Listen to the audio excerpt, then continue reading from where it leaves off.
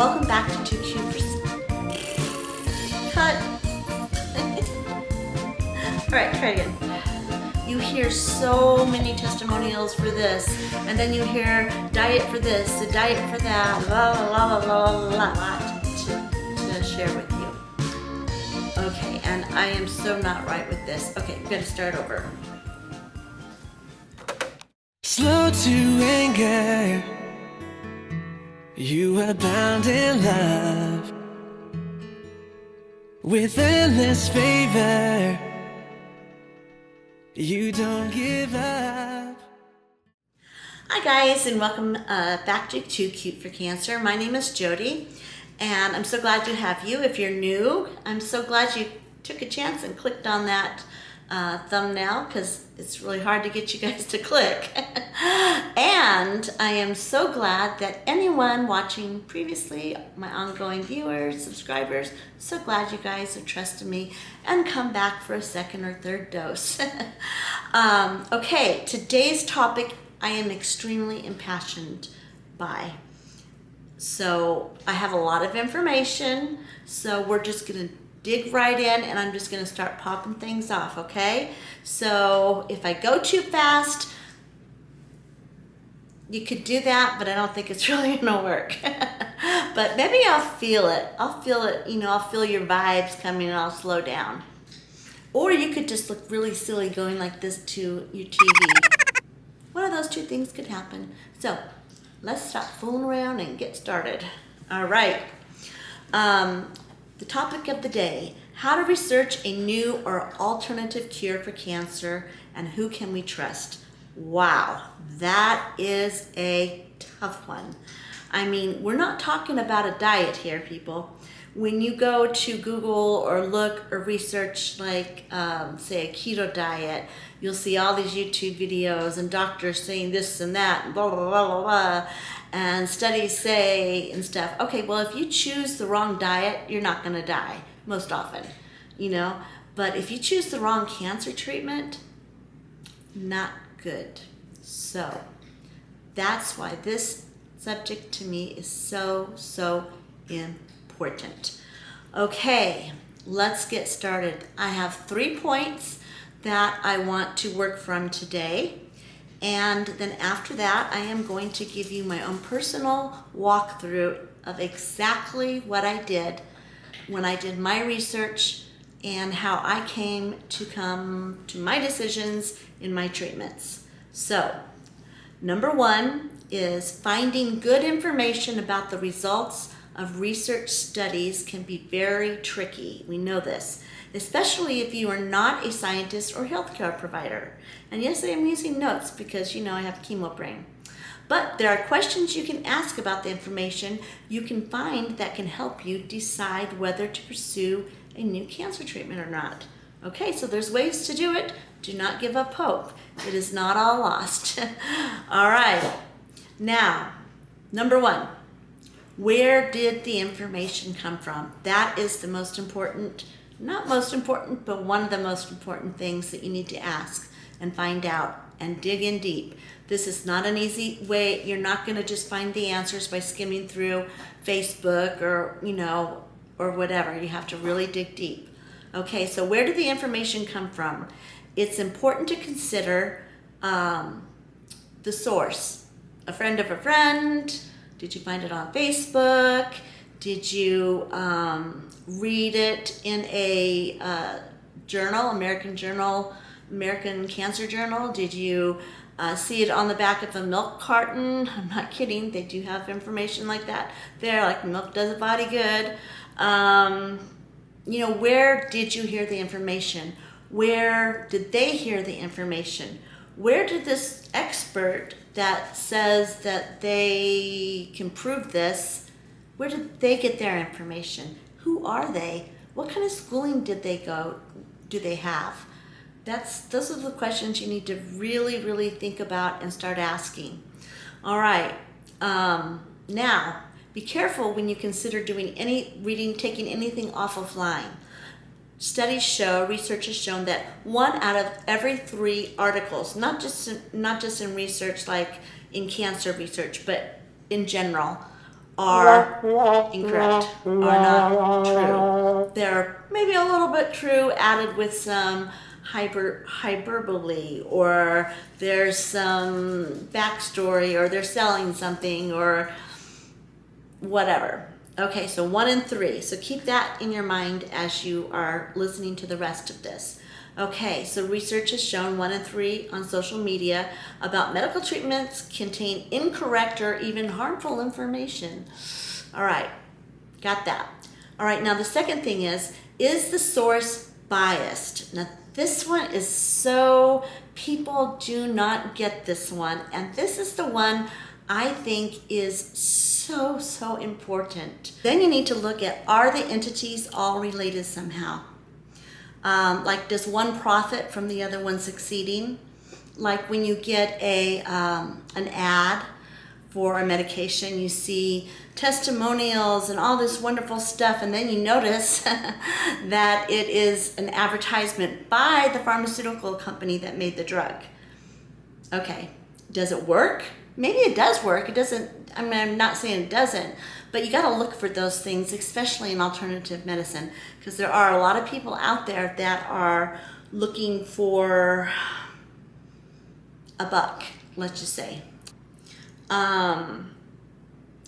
Number 3, can the source of the information be traced to its original source?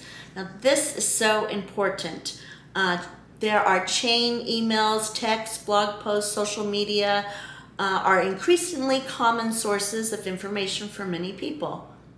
Me too. These posts and emails often spread exciting information and ask people to share them with their friends. Have you ever got that? Like, ooh, this is so good, this is such a good deal. Share it with your friend. Okay, well, in shopping, fine, no problem. But for a cure for cancer, okay, go back. Who said that? Like, say someone says, okay, I have a friend that did for me vitamin C treatment, and in 6 weeks they were healed, their cancer was gone. Okay, that's great. First, I want to talk to that person. Who told that person? Who did the treatment? Where did they get the treatment done? What doctor prescribed it? Chain, go back to its original source. That is extremely important. Okay. Also, actual content for things can change over time. It can start out with, this does this for cancer, or whatever. Then all of a sudden it just grows and grows and grows and grows. And then other people find out, hey, they're getting some profit off of that. I'm going to see if I can make this, change it and make it better. Just like diets. Look at the diet world. You see there's the keto diet. There is the blood type diet. There's all these different diets. There's the vegan diet. There's the vegetarian diet. There's the eat all carrots diet, drink all cabbage soup diet. I mean, there's all of that out there. Okay, so one doctor comes out and says, oh, this works. Okay, well then another doctor says, but I think that works, but I think I'm gonna say, I think it would work better if you changed it and you added this. So then you have 2 doctors saying that this thing works, but the second doctor adds his own flair to it, his own knowledge to it, his own background to it, whatever. It's not always bad, it can be very good. Okay, so then a third doctor. So you get 3 different doctors saying that one diet works, but they all 3 have their own kind of like spin on it, if you will. Okay, that is a red flag in looking for an alternative cure for cancer. You want everybody to be on the same page. Okay, now, for example, okay, so this type of information needs to be checked against more reliable sources. So you say, Jody, what are more reliable sources than the internet? I'm going to show you and I'm going to tell you. I'm going to share the exact steps that I took to make sure that I was making the wisest choice that I could for me. Now, I'm not saying that my choice was everybody's choice, because like we talked about in the last video, which I will post up here, how to talk to your doctor about alternative treatments. We covered this. I am going to, like, not one cancer does not, one treatment does not fit all. That still remains true. So even though this treatment has been a miracle for me, it has not been a miracle for some. So, I mean, you just have to know that cancer is a monster. It is cells. It is a living being. It grows, it changes, and it works differently in each person's body. Okay, and we have different types of cancer. So one drug that works for one cancer does not work for all cancer in traditional medicine, for sure. And alternative medicine, it's the same thing. Okay, so this is the steps. This is exactly what my husband and I went through to come through to my decision to become a vegan, number one, and then to do alternative treatments along complementary with traditional. Very important. Okay. I'm looking at my notes because, again, all right. Now, this is way before I stopped eating any kind of animal product or meat. I was raised on meat and potatoes, and so was my husband. A good meal did not exist without a nice piece of steak or chicken or pork or whatever, and vegetables. Yes, we had a lot of vegetables and a potato, and usually bread, and then a dessert. That was how I was raised. Okay, I was not raised on any kind of health kick at all. All right, I was just thankful to get food in my tummy. Missionary kid here. All right, the first thing that happened is, first I was feeling like crap from my chemotherapy. It was not working, and I started to research. I started to just kind of skim through different things that people had told me about. In the beginning of my journey, I would never have done that. I would have been like, no, I'll let my doctors handle that. They know more than I do. Okay, but after their way didn't work for me, and I was basically saying, here's hospice, you know, I was willing to listen and be a little bit more flexible. So I was scanning through, and I found a video by Chris Carr. It was her first trailer that she came out, Crazy Sexy Cancer, and she tells of her journey, finding out that she has cancer all through her body and there was no cure. I mean, one doctor, I think, suggested to her a triple organ transplant. That was the best they could do. So basically, she was just, you know, at the end of her ropes. So she started doing research. She started her own journey. Well, something in her clicked. I'm thinking, she doesn't seem like a quack and stuff. So I started, like, taking in what she was saying. But I did not trust it. I didn't jump on the diet wagon or the vegan wagon, not by any stretch of the imagination. Then I heard Chris Carr speak about her healing journey at a Bright Pink campaign. My daughter had entered my bald head and me in a contest to represent Bright Pink, like be the model of Bright Pink, their brochures and campaigns and stuff, and win a trip to New York. And Chris Carr was one of the keynote speakers. So it was pretty cool. I got to do a photo shoot and do all this stuff. Then I got to meet Chris Carr, and I got to actually talk to her, got to hear her information and stuff. And at that time, she brought in different doctors that were supporting what she was saying. So I'm like, okay, processing.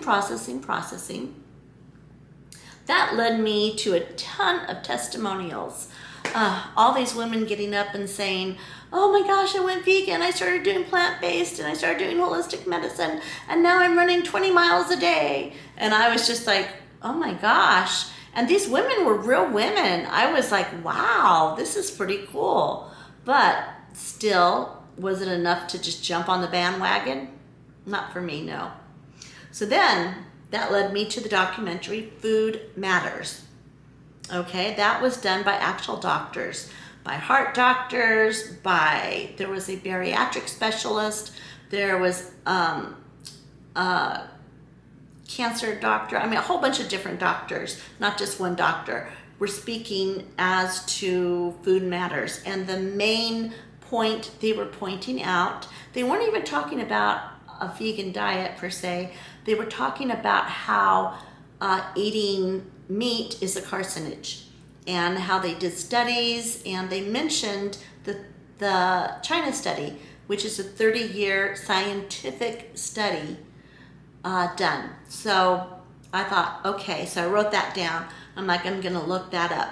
Well, I got the book and it was like this thick, and I was just like, this is really hard to understand. I'm not a doctor or anything, right?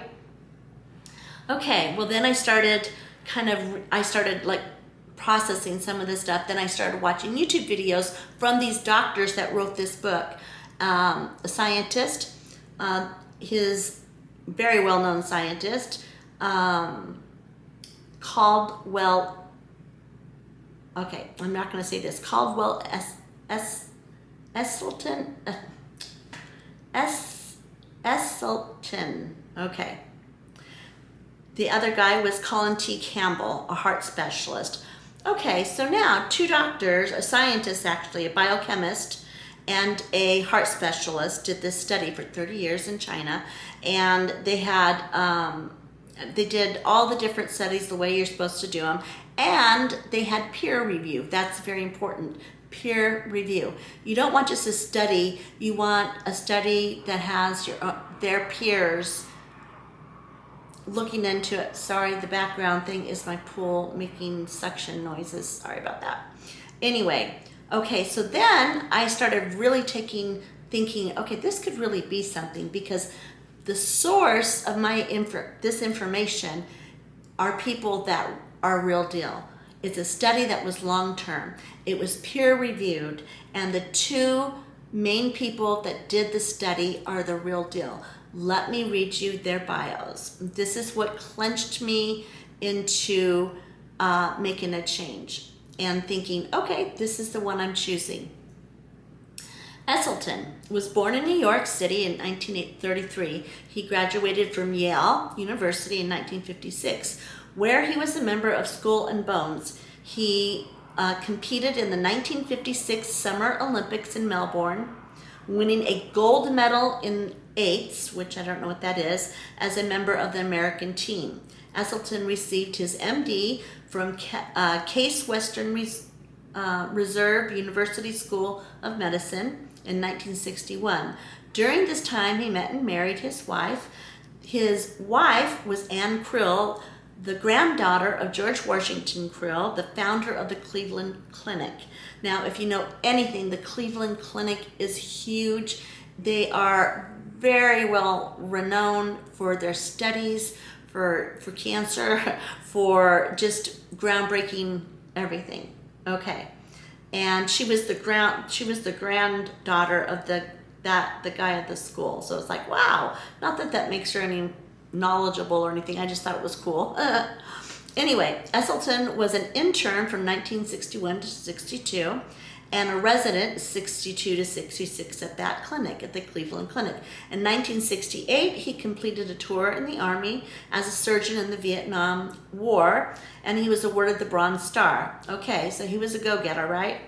Upon his return, he rejoined the clinic and served as the president of the staff and as a member of the board of governors. Okay, also, he was on the board taking care of the President of the United States. So that was that's pretty dang good. Okay.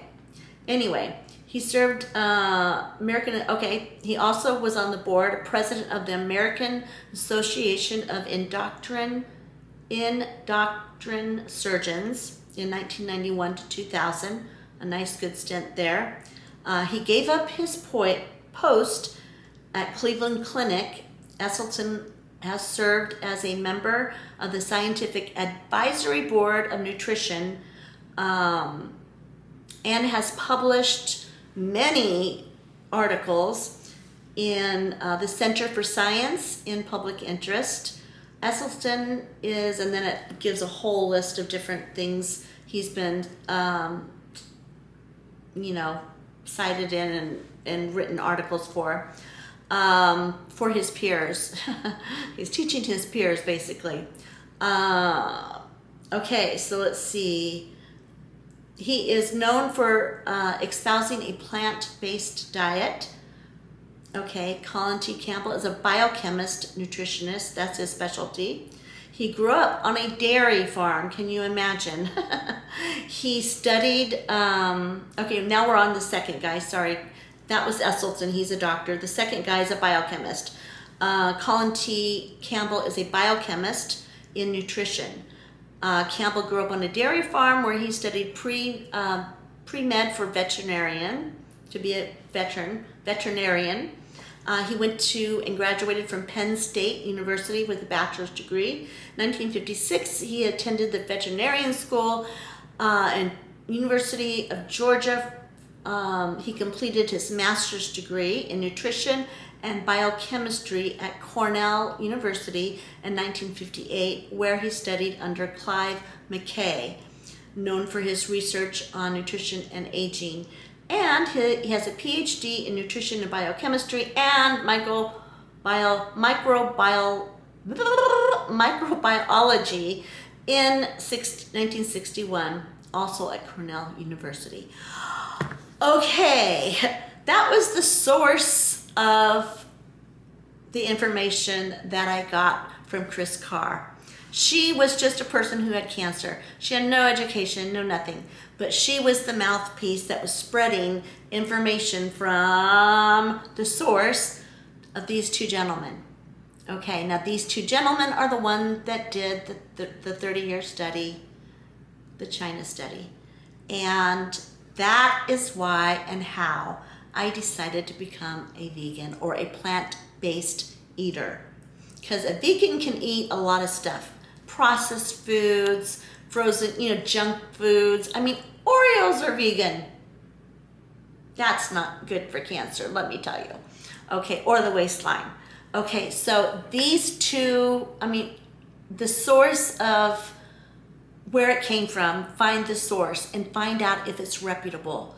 Okay, so I found out, I felt very confident that my information was reputable. Okay, so that's how I became, and I decided to change my eating habits and to try to fight cancer on a different level. Okay, now the question comes, how do I do it? Now that I've proven that maybe this could be something that could work, how do I do it? Who can I find to support me? That's a whole new video. And we will do that in video 3. All right. Okay, that's it for today, you guys. Thank you so much for watching. I love this subject, but I was all over the place because I was so excited to get it out to you. So if you have any questions, drop them below in the comments. I do answer my comments. And if you have any specific concerns, you can always email me. I answer all my emails as well. All right, you guys, this is it. If you haven't already pushed that subscribe button, I would really like it if you would. If not, then that's okay. You have a blessed day. And I will see you next time at 2 Keep for Cancer. Is found. The joy of the Lord is a melody when I'm overcome, when I cannot see. It's like a river when I feel faint. The joy of